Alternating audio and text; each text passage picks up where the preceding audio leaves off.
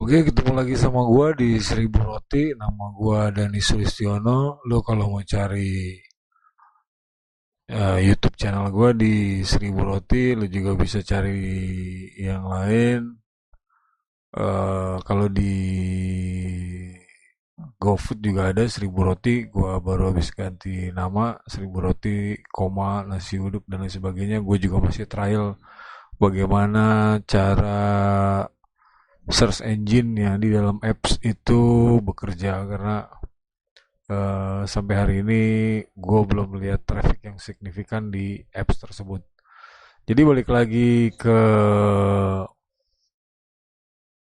topik ya. Jadi topik hari ini gue akan bahas tentang eh, gimana caranya investasi. Jadi investasi ya, fokusnya investasi bukan trading. Gue nggak ngajarin trading karena gue tidak suka atau gue tipe orang yang konservatif. Gue lebih pilih untuk eh, pilih jalur yang lain. Artinya gue lebih pilih bikin usaha atau sama seperti Sandi jalanin jasa restrukturisasi dengan tiga opsi ya setahu gue.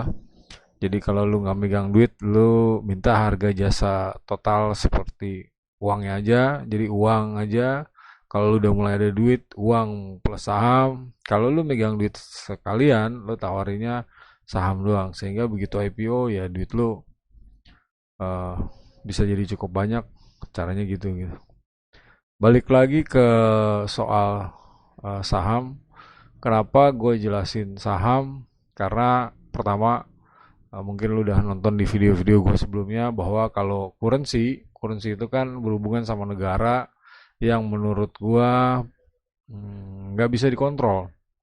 Karena eh, jika terjadi kenaikan atau penurunan yang khususnya penurunan ya atau khususnya kenaikan ya yang drastis misalnya dari sekarang rupiah di 14.000 kecuali ada tapering ya penilaian eh, penurunan nilai mata uang gitu atau konversi gitu ya tiba-tiba dia jadi 30.000 itu lu nggak bisa ngapa-ngapain gitu yang kemungkinan terjadi paling chaos yang gue pernah ceritain karena presiden tidak mungkin diturunkan di tengah jalan. Nggak ada satupun presiden di dunia ini yang bisa diturunin di tengah jalan. Balik lagi, forex itu atau trading currency itu intinya adalah sebenarnya adalah eh, mata uang diperlukan untuk pembayaran transaksi internasional. Jadi misalnya gue ekspor atau gue impor. Kalau gue ekspor berarti gue terima pembayaran dari dolar ke rupiah. Kalau gue impor, misalnya kalau gue impornya dari Asia, misalnya Tiongkok, berarti gua bayar rupiah jadi renminbi. Kalau dia bisa langsung terima renminbi atau gua dari rupiah jadi dolar. Nah, kebutuhan atas transaksi internasional itu, kebutuhan transaksi antar negara itu eh, selama dia tidak jadi satu, itu sebabnya di Eropa sana keluar yang namanya mata uang euro sehingga tujuannya adalah negara-negara yang di sekitarnya hanya punya satu mata uang sehingga nilainya lebih mudah untuk dikonversi gitu. Jadi misalnya satu makanan kita sebut uh, ayam goreng fast food gitu ya. Uh, $1 di Inggris sudah nggak masuk karena Brexit kemarin. Misalnya di Perancis lu makan di Belanda atau dari Belanda lu ke Jerman sama-sama $1 gitu. Paling beda-bedanya dikit. Nah, karena di kita kan masih belum terjadi nih di Southeast Asia, kalau mereka sebut SEA, Southeast Asia atau Asia Tenggara, kita kan belum terjadi mata uang satu jenis gitu. Jadi eh, Indonesia punya rupiah, Singapura punya ini, punya dolar, dolar Singapura, Malaysia punya ringgit, gitu kan. Masing-masing negara punya mata uangnya sendiri-sendiri, sehingga harus dikonversi. Nah, setiap kali terjadi konversi itu, eh, terjadilah pertukaran falas. Siapa yang punya saldonya, dia akan berubah, dia akan ditukarkan, jadi exchange gitu. karena adanya eh, kebutuhan atas ringgit dan sebaliknya. Nah, di mana bank, money changer gitu ya. Money changer tuh misalnya ada wisatawan atau lu pergi ke luar negeri atau orang luar masuk ke Indonesia, dia bawanya misalnya ringgit atau dia bawanya misalnya renminbi atau dia bawanya misalnya dolar, datang ke Indonesia kan mata uangnya nggak berlaku, dia harus diganti ke rupiah. Nah itu biasanya lu bisa tukar di bank atau lu bisa ditukar di money changer. Dan di mana mereka cari duitnya? Mereka cari duit di selisih antara harga jual dan harga beli tersebut. Itulah yang disebut forex. Jadi misalnya eh, sekarang 14.000 ya, dolarnya 14.000 dijualnya, harga jualnya pas belinya misalnya dia cuma 13.500. Nah, 500 itulah yang jadi komisi baik buat bank ataupun si money changer. Begitu juga dengan orang yang main di forex. Nah, cuma kelemahan. Jadi tujuannya adalah tadi untuk wisatawan, untuk ekspor, untuk impor. Nah, posisinya adanya di situ. Cuma kelemahannya yaitu begitu terjadi fluktuasi yang luar biasa seperti tahun 98 atau dari kurang lebih tahun berapa ya? Gue lupa ya, antara 2009, 2010, 2012 lah ya. Tadinya 9.000 zaman SBY, terus tiba-tiba naik ke 14.000. Gue nggak tahu lah apa masih zaman SBY atau udah pindah Jokowi. Eh, itu mungkin masih masih belum ekstrim banget, tapi 98 itu ekstrim banget. Dari 2.000 jadi 20.000 itu terjadi kerusuhan, terjadi demo besar-besaran. Ya selain apakah karena demo itu sendiri sehingga kursnya jadi begitu, gue juga nggak ngerti. Yang jelas terjadi perubahan nilai mata uang yang luar biasa. Dan di situ baru presiden turun. Nah, uh, selama currency atau mata uang ini naik turun, nggak ada yang bisa diatur gitu. Presiden juga nggak bisa diturunin gitu. Nah, beda sama saham. Jadi bolak-balik kenapa gua lebih suka saham ya tadi, misalnya kita lihat di sini harga saham BRI gitu ya. Ini kan sekarang ini satu lembarnya, ini satu lembar ya. Nah, kalau main di saham itu ada yang namanya lot. Zaman dulu gue lupa ya, kalau gue nggak salah zaman 2000-an ya, 2000-2005-an, mungkin di bawah 2010 lah. Satu lot itu masih, kalau gue nggak salah 1000 lembar. Terus turun jadi 500 lembar. Terus terakhir turun jadi 100 lembar. Mungkin biar liquid. Ya saran gue tetap nggak berubah. Kalau bisa syarat IPO itu diturunin sehingga yang kecil-kecil ini juga bisa masuk ke bursa tanpa prosedur yang terlalu sulit. Kalau begini caranya, yang besar tetap besar, yang kecil susah banget naik ke atas. Tapi ya hidup jalan terus, ya kita yang kecil-kecil ini bisa ngerjain apa yang masih bisa kita kerjain. Nah balik lagi, kenapa gue suka saham? Contoh ini kan Bank Rakyat Indonesia ini punya negara, pasti ada presiden direkturnya, komisarisnya, ada pemegang sahamnya negara, ada presiden komisarisnya dan lain sebagainya. Intinya ada pemegang saham uh, yang yang biasanya disebut dengan komisaris. Nah, kita yang kecil-kecil ini megang saham retail, misalnya lu beli bank BRI gitu ya. Nah, ada direksinya, jajaran direksi, dan ada presiden direkturnya. Biasanya kalau direksi udah mulai banyak, divisinya mulai banyak.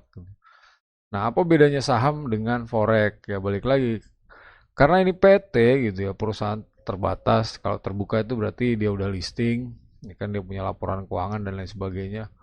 Nah, kalau dia bentuknya PT itu pasti kan ada yang kontrol, ada yang ngejalanin gitu kan. Dan ada yang ngawasin sih komisaris tadi, khususnya megang saham terbesar, itu kan. Nah, intinya gitulah.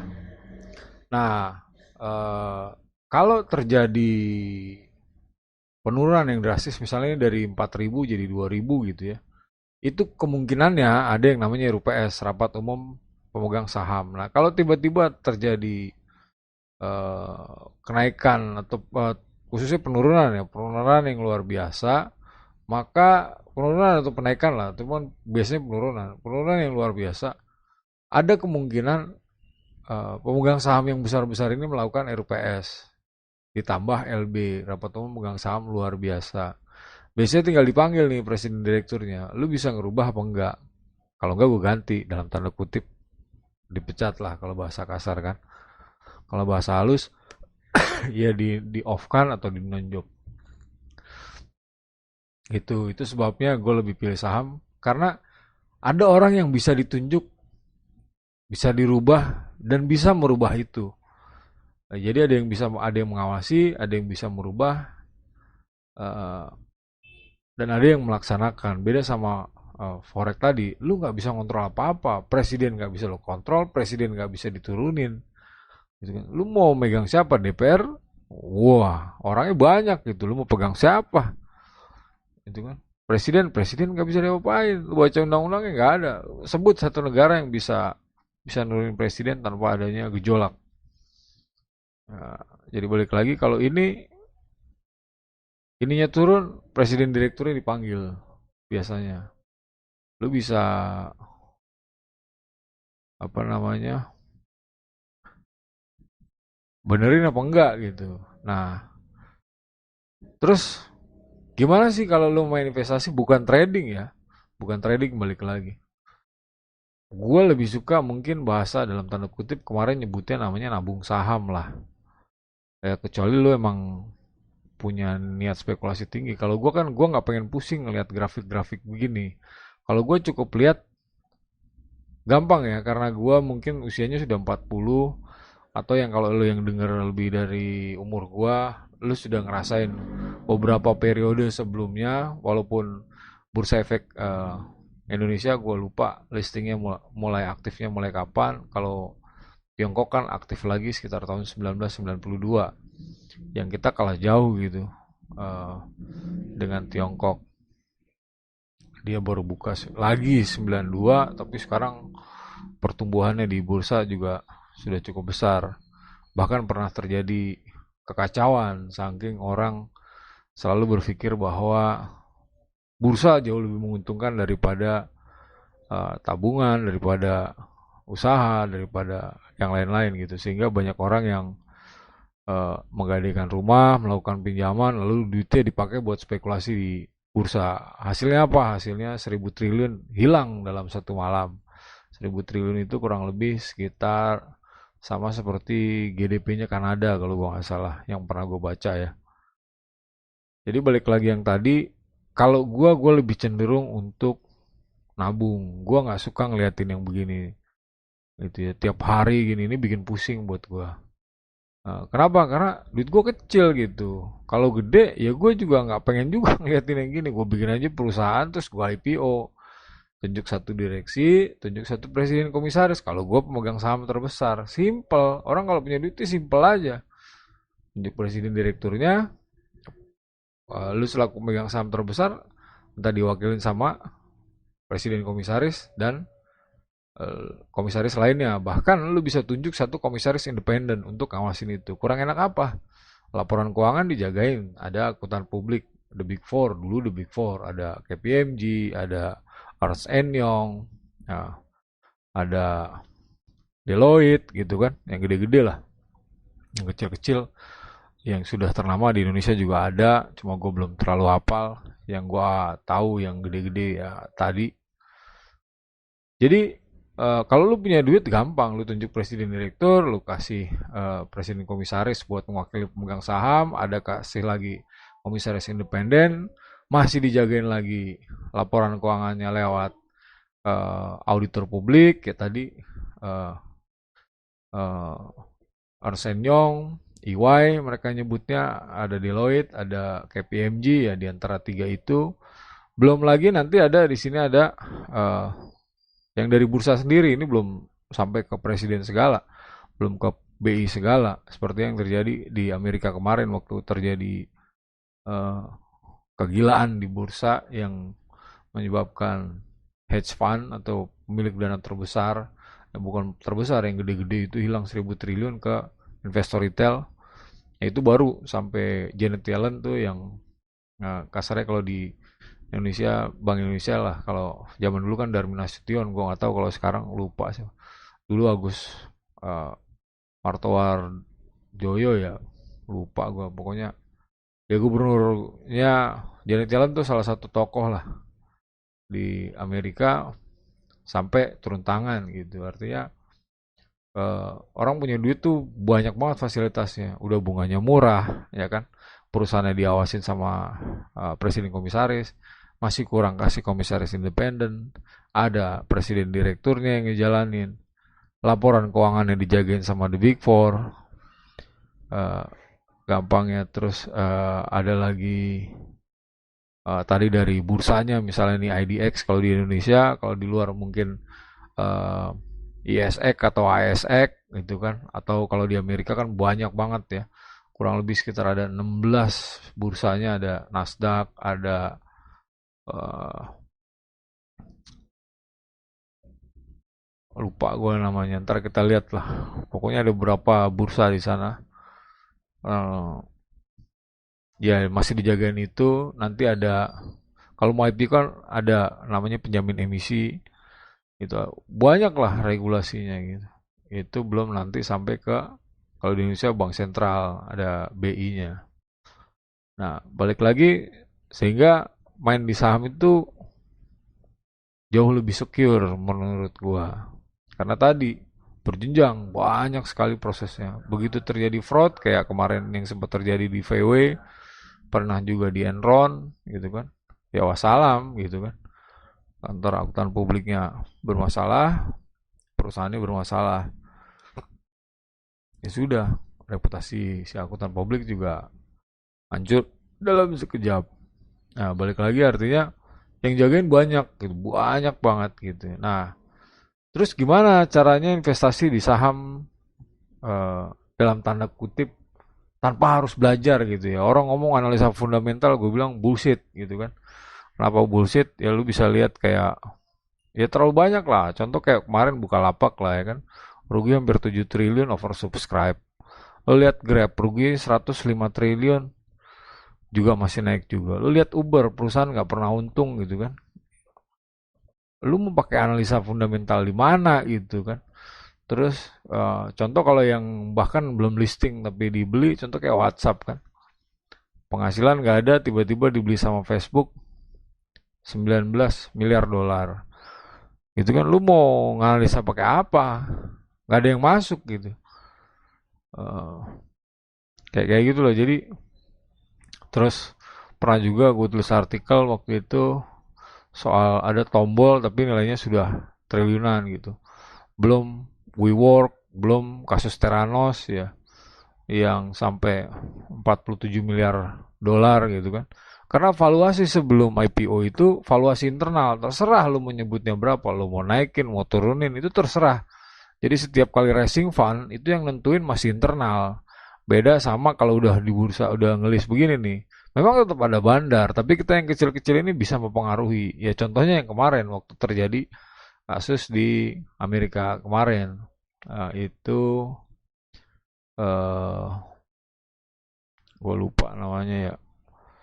GameStop. GameStop itu kan artinya investor kecil bisa menggoyang raksasa gitu. Dan tumbang raksasanya 1.000 triliun dalam semalam. Nah, jadi balik lagi, gimana sih caranya nabung? Gue lebih cenderung membahasakannya nabung. Karena kalau lo lihat nih harian, lo kan bisa lihat nih dalam satu hari, nih dalam 5 hari, sakit kepala nggak lo? Kalau gue sakit kepala, buat gue ini nggak worth it untuk dilihat tiap hari. Jadi gue pilih nabung itu, ngelihatnya begini. Kalau gua megang duit ya, ini berbicara kalau gua megang duit dan gue lagi malas ngapa-ngapain, gua nggak pengen deposito, gua nggak pengen reksadana, gua nggak pengen yang lain, gue pengennya di saham. Ya lu tinggal lihat aja nih, ini 6 bulan ya kan, gua masih sakit kepala nih kan. Year to date tuh ini dari tahun lalu sampai sekarang, dari awal tahun sampai sekarang nih 1 tahun tuh kan.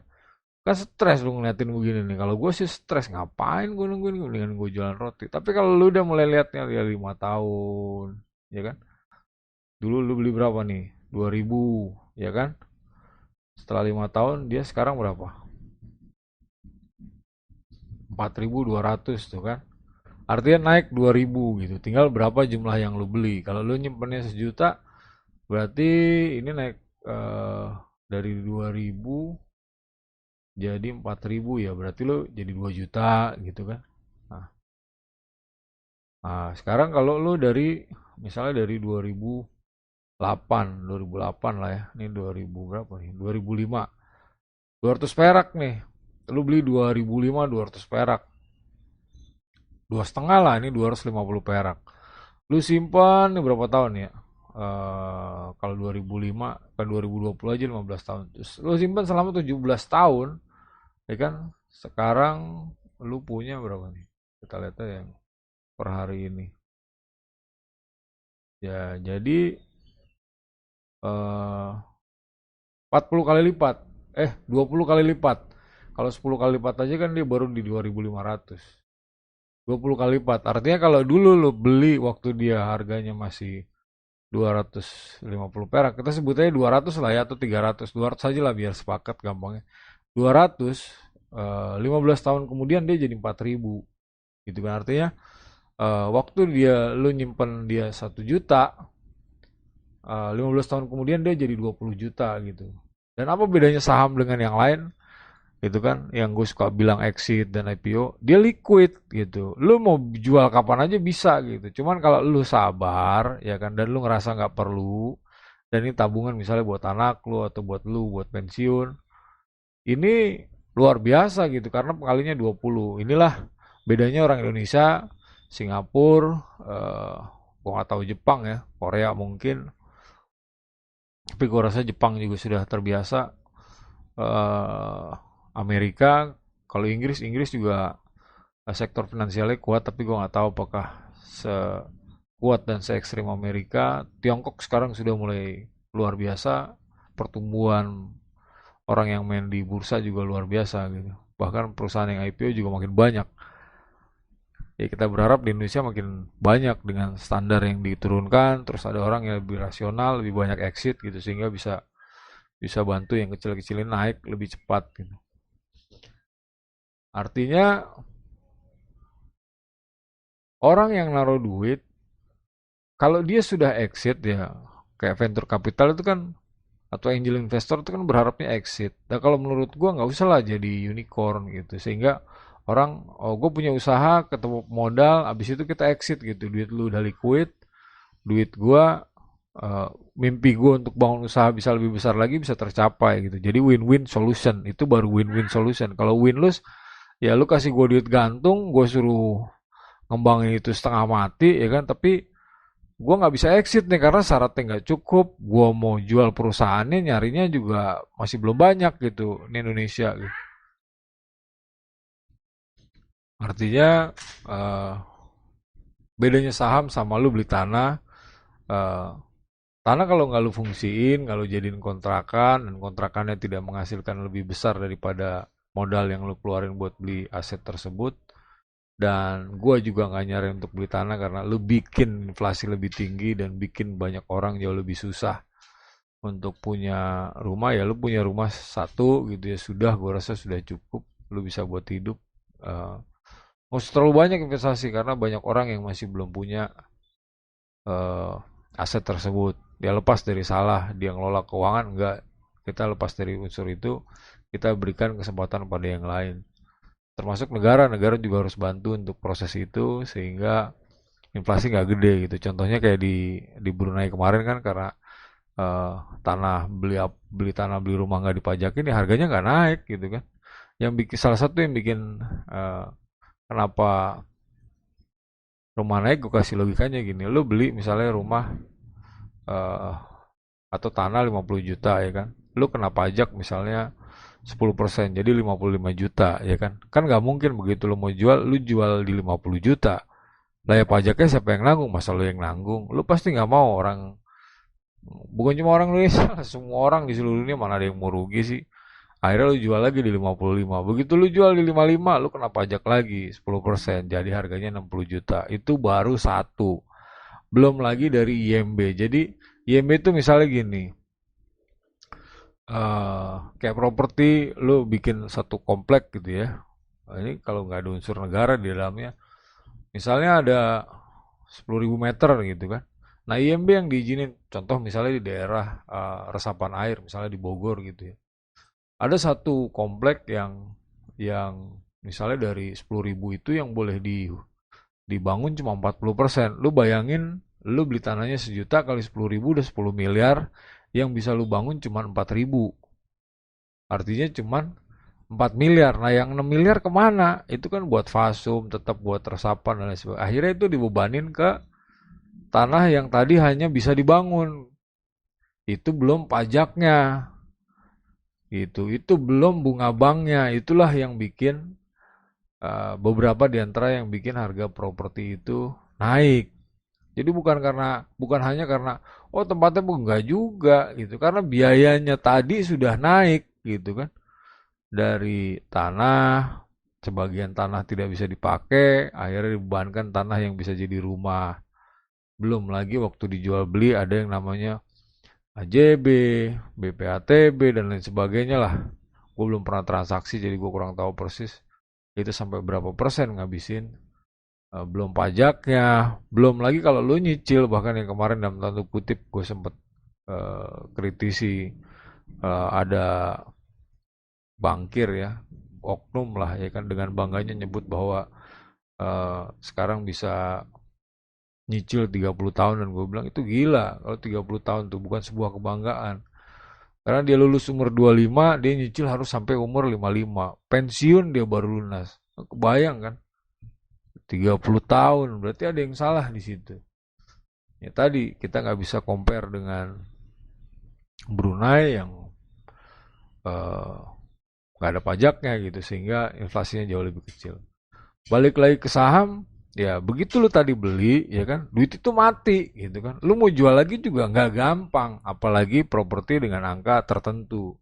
Gue lupa datanya, setahu gue di atas 1 M tuh jauh lebih susah untuk jualnya. Walaupun kata para broker dan para pemain properti, oh gampang. Iya, bagi yang tahu jalannya. Tapi kan jumlah pasarnya sedikit, karena balik lagi ke data BI, jumlah orang yang punya duit di atas 1 M itu cash itu cuma 0,27%, kalau gua nggak salah ya. Selebihnya ya cuma punya duit di bawah 100 juta. Artinya mau nggak mau dia harus kredit. Lu bisa bayangin, kredit kan sudah menambahkan biaya. Artinya lu misalnya belinya tadi, biar gampang lah, 10 juta, karena bunganya 10% setiap tahun, dan lu mesti nyicil itu selama 30 tahun, ya kan? 10% akumulasi tuh, namanya compound interest. Jadi bunga lu belum bayar, lu tambahin lagi bunga plus pokok plus bunganya, dibungain lagi, bunga pokok plus bunganya dibungain terus tuh. Bukan pokoknya yang dibungain. Itu. Ya gua nggak tahu persisnya hitungannya, lu bisa, tapi logikanya kurang lebih begitu. Nah, itunya kan naik tuh kan. Wah, orang-orang yang mainnya spekulasi juga itunya naik tuh. Sehingga begitu dia mau jual, nggak mungkin dia jual lebih murah daripada modalnya. Dia beli 10 juta, udah kena pajak, ya kan? Dia mau jual lagi nggak mungkin. Jadi 11 juta gitu kan. Dan nyarinya juga nggak gampang. Nah, properti di atas 1 M, nggak semua orang punya cash. Akhirnya ke bank-bank lagi. Kena bunga lagi. Nyari yang mau beli juga nggak gampang. Ada sih, tapi nggak gampang. Karena jumlahnya makin sedikit. Beda dengan rumah yang ada fasilitas dari negara, misalnya FLPP, gitu kan, bantuan dari negara, yang rumahnya masih RSS, atau mungkin sekarang RSSSS gitu kan. Gue lebih suka sebenarnya semua orang nyewa aja lah, negara yang punya gitu. Jadi kita harga nggak dipontang-panting sama spekulan gitu, biar nggak kayak Singapura kan. Singapura menyesal harganya dilepas ke pasar, sehingga banyak orang yang susahnya bukan main. Nah, balik lagi, begitu properti lu, kan properti tadi susah tuh, oke lah lu ketemu tapi susah, nggak bisa hari ini lu. Beda dengan saham. Saham itu kalau lu mau main properti ya lu beli sahamnya saja, misalnya BSD gitu kan. Walaupun gue tidak pernah menyarankan main di properti, karena mereka inilah yang bikin bikin bubble nih, bikin susah banyak lain. Karena gaji UMR naiknya lambat, tapi harga propertinya lebih tinggi daripada kenaikan harga propertinya lebih tinggi daripada kenaikan gaji, gitu kan. Karena nggak ada ceritanya bagi hasil gitu di perusahaan gede. Kecuali ada beberapa perusahaan yang satu saat gue ceritain, gue salut sama dua perusahaan. Itu mungkin lain topik. Yang satu tuh perusahaannya keren banget karena pendirinya hanya punya 1% dan 99% itu karyawannya yang punya. Lu bisa bayangin, perusahaan sebesar itu pendirinya dan pemiliknya cuma punya 1%. Memang 1%-nya udah kaya banget emang dia. Tapi 99% itu karyawannya. Nah, itu baru make sense lah buat gua. Sama satu lagi orang Amerika yang begitu dia exit, dia jual perusahaannya. Dari 380 karyawan, yang 300-nya langsung jadi milioner. Kenapa? Karena yang 300-nya ini dulu punya saham. Itu beda sama yang 80 mungkin karena dia masuk terakhir. Tapi waktu pasti jual, gua rasa dikasih juga yang 80. Walaupun tidak sebesar yang 300 karyawannya itu. Nah, itu baru make sense buat gua. Itu. Selama lu kerja dan lu nggak pegang saham, ya udah. Itulah satu-satunya pundi penghasilan lu dan lu nggak bisa eh, ngapa-ngapain gitu kan. Di kanan kiri harganya naik lebih tinggi, ya sudah lu mesti terima. Nah, artinya lu beli properti sudah bikin banyak, eh, bukan banyak masalah ya, mungkin masalah buat sebagian orang, bagi orang lain belum tentu. Maka kacamata gue bikin lebih banyak PR, ya PR lah, ya kan, nyari pembelinya dan lain sebagainya. Tapi yang kedua adalah tidak liquid, beda sama saham, ya kan. Lu beli, lu jual lagi hari itu bisa. Nah, gimana sih? Nah, artinya lebih baik mana main di itu? Lebih gua lebih baik main di saham tadi karena ada yang kontrol, ada yang bisa dipecat, ada yang bisa ditunjuk, ada yang bisa diangkat gitu ya. Nah, gimana caranya mau investasi ya tadi kalau gua lebih cenderung lu mainnya dalam long term. Apa bedanya Indonesia sama Amerika? Kalau lu pernah dengar yang namanya Warren Buffett yang punya Coca-Cola gitu ya, Coca-Cola yang mungkin lu pernah minum, gua menyebut merek lagi ya udahlah terlanjut. Eh, Umur 8 tahun dia sudah ngelihat grafik ginian gitu. Jadi dia sudah tahu bahwa kalau lu mau besar, ya lu pegangnya perusahaan dan lu pegang saham perusahaan itu gitu. Jadi dia sudah ngelihat yang begini nih, jual beli gitu ya. Dulu dulu di warung. Dulu saham itu belinya kertas ya. Gitu. Nah, kalau lu mainnya di 17 tahun lu bisa lihat kan perubahannya. Dan ini liquid ya. Lu nggak harus nunggu 17 tahun untuk dapat segini. Untuk jual gitu. Tapi kalau lu pengen dapat duit ya lu nunggu kayak gini nih 2020 ini kan gara-gara COVID nih, ini COVID nih, ya kan semua juga turun. Nah, gimana sih caranya investasi? Ya lu cari blue chip. Blue chip itu sederhananya adalah buat gua perusahaan ya kalau nggak dia punya negara atau dikelola sama manajemen yang bagus-bagus, itu kan. Eh, Kalau waktu gue sekolah kita nyebutnya namanya makroekonomi, ya kan. Belum lagi nanti ada muatan politik dan lain sebagainya karena itu adanya di makroekonomi. Nah, paling sederhana adalah biar lu nggak stres-stres amat dan lu nggak tegang, ya kita carinya kayak gini misalnya. Ini lepas dari riba ya, karena lu beli begini kan lu juga membantu riba. Lu lihat Bank BRI. Pertanyaan gue, apakah Bank BRI ini pernah tutup? Pernah collab 98 ya kagak, 2008 krisis keuangan enggak. Sekarang zaman Covid ya ini terus sekarang udah naik lagi nih. Bahkan lebih tinggi dari zaman Covid. Sebelum Covid tuh 2020 berapa ya? 4.000 ya. Sekarang udah naik 100 lah. Artinya kan naik. Lihat lagi nih misalnya BCA. Kan ini sekarang 7.000. Lu lihat nih grafiknya tuh. Dulu lu beli 300 perak. Sekarang berapa nih? Ini gue belum bicara namanya stock split. Sekarang ya 7.000. Gila nggak? Berapa kali lipat BCA ya? Lu bisa dis lagi nih mah. Luar biasa emang. Hartono bersaudara nih. Artinya ke 3.000 aja 10 kali lipat. Sekarang jadi 7.000 berarti 20 kali lipat juga sih. 20 kali lipat juga. 22 kali lipat nih 7.700. Ya gitu gua gampangnya. Lu cari yang waktu kerusuhan dia nggak goyang. Nah yang ini ekstrim nih. Ini kalau lu suka trading ya kan.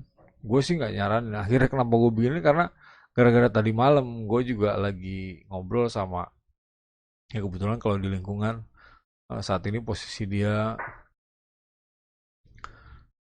yang ngontrol lingkungan lah. Eh, eh, dia nggak ngabarin gua siapa saham yang naiknya drastis dalam satu malam.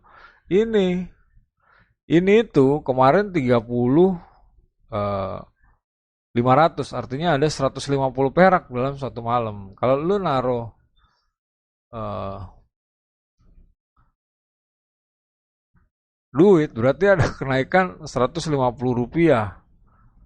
Jadi misalnya, oh ngitungnya susah nih, bukan 10.000 sih ya. Kalau ini 10.000 terus jadi 10.100, berarti kalau naruh 1 juta ya lu jadi duit 1.150.000 dalam satu malam. Tapi gue nggak mau, kalau kalau gue bukan tipe yang deg-degan begitu, apalagi duit gue kecil gitu. Nah, gue lebih suka ngeliatnya begini. Nah, kalau begini grafiknya kurang bagus emang. Ini paling tinggi berapa nih? Pernah 83.000. Nah, sekarang 30.000 nih. Dulu dia di 10.000. Berarti 3 kali lipat lah. Artinya kalau lu jangka panjang ya begitu naik terus lu turun lagi ya nggak tegang-tegang amat. Terus siapa lagi? Misalnya ya yang begitu-begitulah. Pokoknya Astra lah, Astra.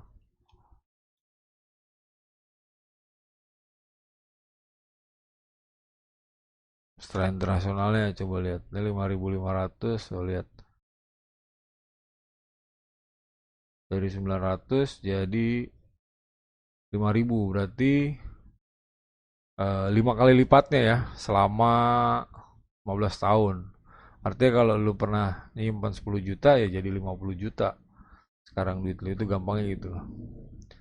Terus, nah ini yang ada hubungannya sama dalam tanda kutip penguasa gitu. Selalu ada, walaupun tidak ada konflik, dibilang tidak ada konflik of interest, tapi lo bisa lihat nih, ini punya Sandi Uno nih. Saratoga Capital ya, lo lihat nih.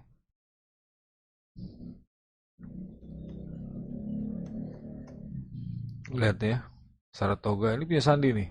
Kalau sekarang kelihatannya turun, tapi lo lihat nih. Jas, ya kan? Dari 1.000 perak. Nah, ini zaman-zaman pemilu nih kan. Wah, anjloknya nggak kira-kira. Tapi setelah jadi menteri, lo lihat, push, tuh 3.000. Tadi nggak? Oh, ya kan? Dari 900 jadi 3.000. Ini sejak jadi menteri nih. Jadi itu dulu dari gua. Jadi saham itu berhubungan dengan makroekonomi. Tapi kalau lu nggak mau pusing, ya lu cukup cari perusahaan-perusahaan yang paling gampang adalah nggak kolaps dari tahun 98. Contoh lagi misalnya Telkomsel lah ya. Lihat Telkomsel, lihat grafiknya nih kan. Ini Telkomsel nih, lu beli 1.000, sekarang jadi berapa nih? 4.000. Ya 4 kalinya lah. Tadinya 1 juta jadi 4 juta. Lu lihat lagi siapa lagi? Telkom misalnya. Telkom, lu lihat. Nah, ini Telkom dari 1.000 perak jadi 4.200, 4 kalinya. Jadi begitu cara gua untuk nabung saham. Gua tidak nyaranin trading, karena kalau trading ini lu lihat nih deg-degannya, dan gua nggak pusing. Mendingan gua tiap hari bikin roti, gua bikin perusahaan lagi, bikin usaha kalau bisa jadi perusahaan lagi. Gua nggak tahu apakah gua masih pengen buka pabrik apa enggak. Memang kelihatannya berpotensi, tapi apakah gua masih mau apa enggak, ya kita lihat prosesnya. Nah, jadi kalau gua beli, gua tutup mata, gua tetap melakukan hari-hari. Tinggal gue tunggu nih selama berapa tahun. Oke, sekian dari gua. Itu saran dari gua. Lu bisa invest di saham dengan tenang. Lu cari perusahaan-perusahaan yang bagus, ya kan? Kalau mau teknologi misalnya kayak gini Microsoft. Nah, ini kan lu bisa lihat, wih, gile. Dari dari $0,1 sekarang jadi berapa nih? 3.000 kali lipat. Gila Microsoft nih. 3.000. Lu mau nyari kemana nih? Nah, dia listingnya di Nasdaq. Nah, ini semalam cuman sampai 2 hari ini gue belum sempat eh, dapat aplikasi yang bisa trading sahamnya Microsoft. Jadi baru saham IDX, coba lihat Google kan. Eh, Kalau lihat tiap hari stres, tapi kalau lihat gini nih, ini sejak IPO $54, sekarang jadi berapa? 200, hampir 300 kali lipat. Oke, sekian dari gua. Assalamualaikum warahmatullahi wabarakatuh. Semoga bermanfaat. Jadi lu beli saham blue chip, lu simpen, lu tunggu bertahun-tahun. Eh, Baru suatu saat kalau lu perlu lu tinggal jual. Semoga bermanfaat. Assalamualaikum warahmatullahi wabarakatuh. Jangan lupa makan roti, di 1000 roti juga ada. Lu bisa telepon gue di 0818 385 925. Di GoFood juga ada. Lu bisa tulis 1000 roti.